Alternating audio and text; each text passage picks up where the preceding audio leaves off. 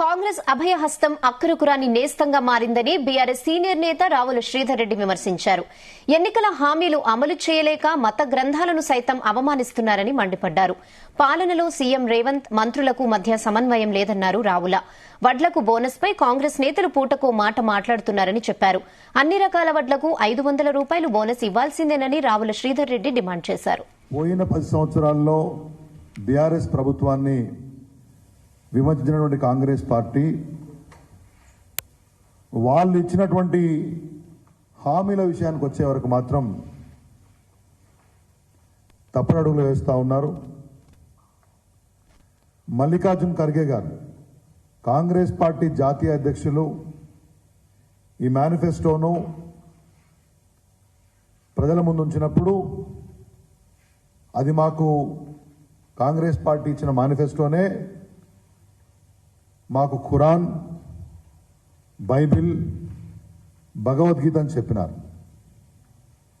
ఇవాళ చూస్తే ఈ ప్రభుత్వ వ్యవహార శైలి చూస్తే ఖురాన్, భగవద్గీత సంగతేమో కానీ పవిత్ర గ్రంథాల పేరు చెప్పి ప్రజల్ని అవమానించినట్టుగా గ్రంథాలను అవమానించినట్టు కనబడతా ఉంది. ఏ రకంగా చూసినా కానీ ఏ కోశానా కూడా రేవంత్ రెడ్డి గారి ప్రభుత్వానికి ఈ హామీల అమలులో చిత్తశుద్ధి ఉన్నట్టు మాత్రం కనబడతలేదు.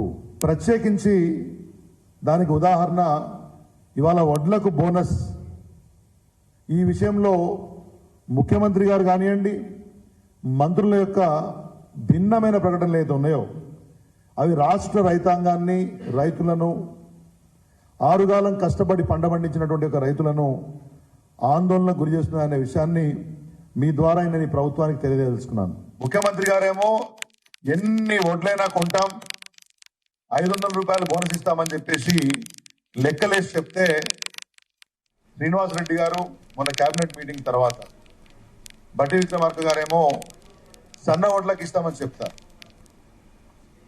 ఇవాళ నేను వ్యవసాయ శాఖ మంత్రి తుమ్మల నాగేశ్వరరావు గారి యొక్క స్టేట్మెంట్ చూశాను. దశల వారీగా ఇస్తాము. దశల వారీగా ఏంటో అర్థం కాలేదు, నాకు అర్థం కాలేదు.